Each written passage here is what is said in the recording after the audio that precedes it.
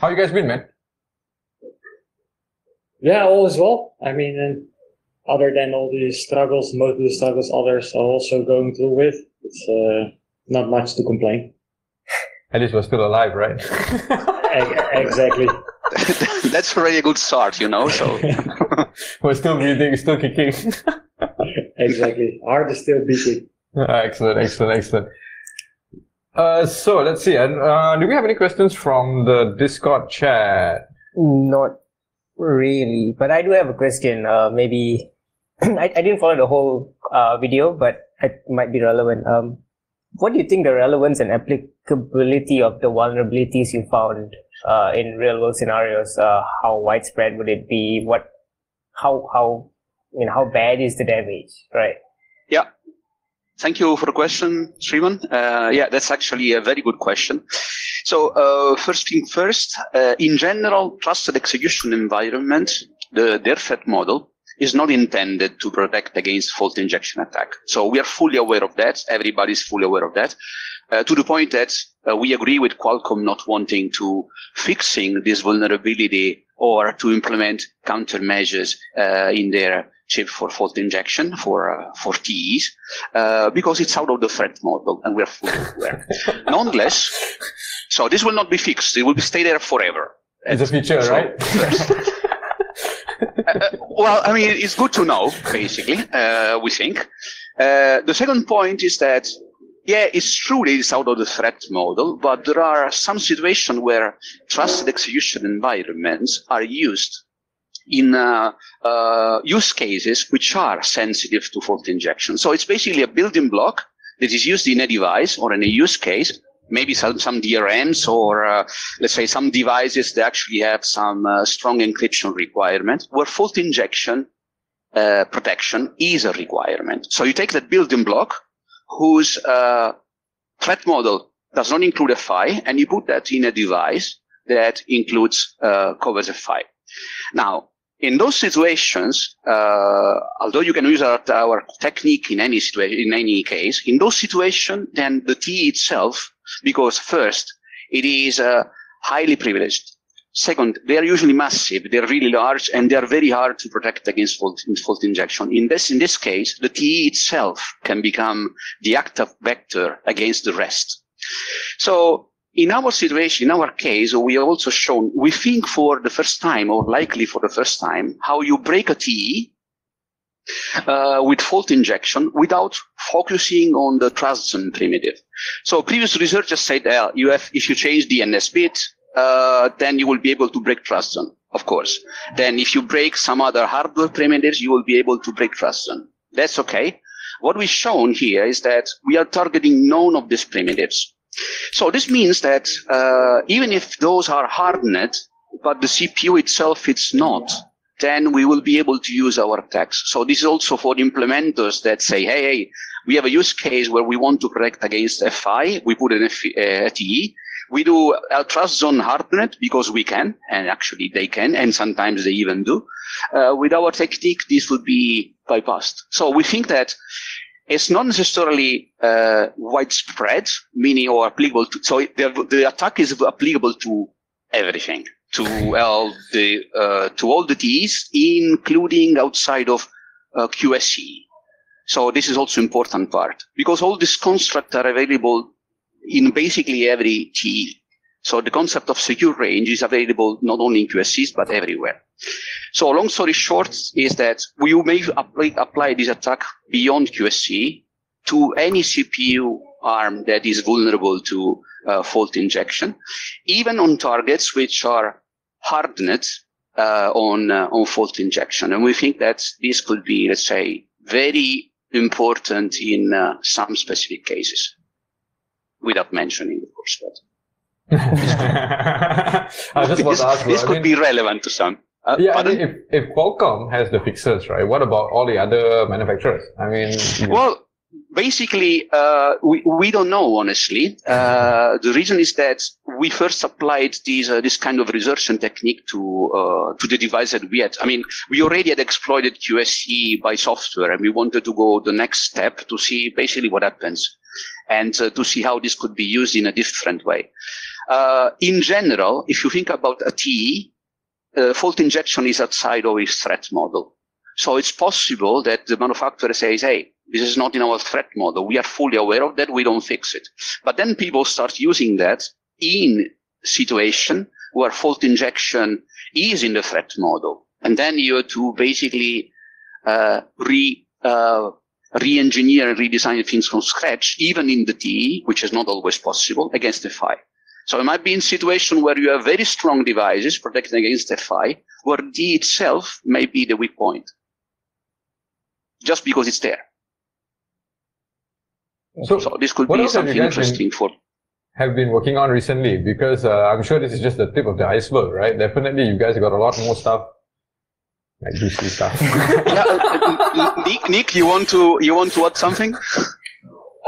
I think if you would say that we have a lot of ideas and ideas about things that are possible, then definitely true. Unfortunately, we are struggling to put all our ideas into practice, and I think that is really the tip of the iceberg, because once you know that many of these platforms are vulnerable, and I dare to say that all standard ARM V8 platforms, for example, are vulnerable, then you can perform these attacks on all the devices that are designed around these standard technologies, and that includes a lot of devices, a lot of different devices. So I think your statement is very true, exactly. Just one example, let's say, you may use similar techniques, not in the TE, but maybe in bootloader, in order to dump a TE which is encrypted or is stored encrypted. So basically you want to get the TE out of the phone, the partition, you get it out, it's encrypted. In principle, maybe use some of our techniques for dumping that from memory, for example. Talk to us about the remediation of this. So once shown that yet. Disclose this. Sorry, I think there's some lag. Can you finish that, Cristofaro?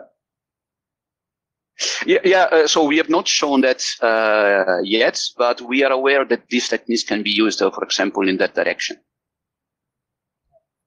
All right. And so when at your lab, right, like what kind of equipment do you guys need? As in, like, if there's somebody who wants to get into like device security and you know, starting to fuzz stuff like on a hardware, right? Like, how would they start doing it? I mean, like, what kind of equipment do you guys need, and how much investment does it take, right? Because clearly it's not cheap, right, to do EMFI type of things.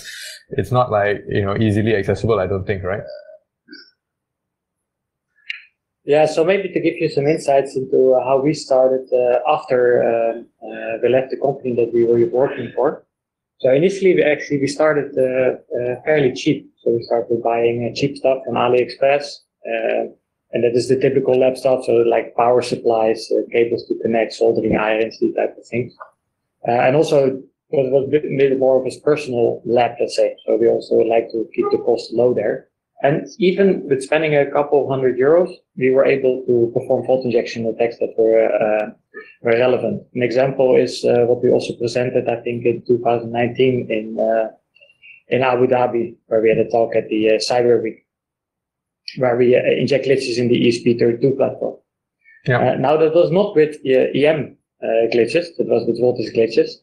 So it is true that the devices that you need in order to perform EM glitching, and you want to buy a commercial product, then the investment is much steeper than a voltage glitcher.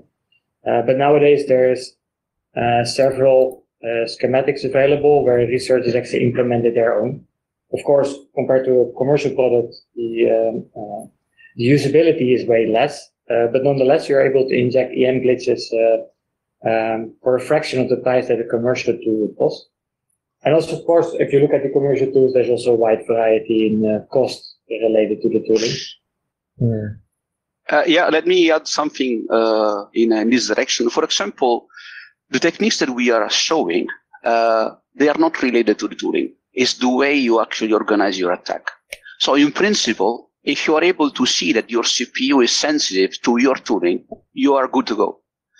Regardless if it's €100,000 or €100, it's basically the same. So our techniques, that's why also we like to speak about it, are tooling agnostic. As soon as you're able to, let's say, make the CPU sensitive or to your fault, then you're fully good to go. And then what we are saying is that our exploitation technique is a bit more refined than the used ones. So this is what we like to focus. But in principle, you can apply this technique with any tooling. For EM, I think that the chip shouder, which stays in the some thousands of euro of the USD, for example, is already a very good recommendation, a very good platform in general. Also, it's important to realize one thing. The tooling that we are using is for professional purposes, meaning that it's used for making sure that our answers are correct to our customers, in our research. So it's only there for making our reliability process and reproduction process more sound. But it's not there necessarily for making some attacks possible, which are way possible with way cheaper attackers. So basically, if you need one glitch to go, you may be successful with much less than we have. Really, absolutely. And you should definitely try. If you want to have, let's say, a campaign or a professional statistics or control of your experiment to give the answer, no, it's not vulnerable, then you need to spend much more. So these are two different use cases. And please have it a go with much cheaper equipment, because what we show is what we have or what we like to use, not what is required. Yeah, and whatever works, works. And that definitely takes less than what we are using. Absolutely. Excellent. Thanks, guys. I don't know if we have any more time for any more questions, actually, because I see the timer here says 10 minutes. Do you guys have anything you want to add in the last couple of minutes? Or anything you want to tell people? No, we would say that basically we are continuing on, let's say, combining fault injection with, let's say, other in techniques, which, so we like this. So we like to add techniques to fault injection. So it's not about more the tooling. So expect from us more on this on this direction, where we show how fault injection can be used in a creative way and in combination with some field that we like. In this case, it was a 5+T, but we would like to add more on this in this direction in the future. So it's not about more, again, the tooling, but we like to research techniques which have not been used before. So Excellent. Expect more from us. Excellent. And so for folks that want to reach out to you, or if they have any questions, additional questions, is there a best way to reach you? Like, should they tweet you or? I mean, by email, that we have on our talk, by Twitter, of course, we have a handle on the presentation, should be probably the easiest way. On Discord, we are also very reachable, and for any case, just ping us, we will find a way to communicate. Excellent. Thanks, guys. And also, I think you guys are doing a training, right? A T-Pwn training. So for folks that want to learn more about T. Yeah, absolutely. Niek, you want to say more? Yeah, so we have two trainings upcoming. One is on Secure Boot at Hardware.io, and we have a T-Pwn training coming up at Ring Zero. And throughout the year, we hope to get this training also in other time zones. Come to Hack the Box. Absolutely. We would love to. We would love to. Awesome. We would love to. Thanks so much for joining us, guys. Thanks a lot for you. Stay safe, yeah.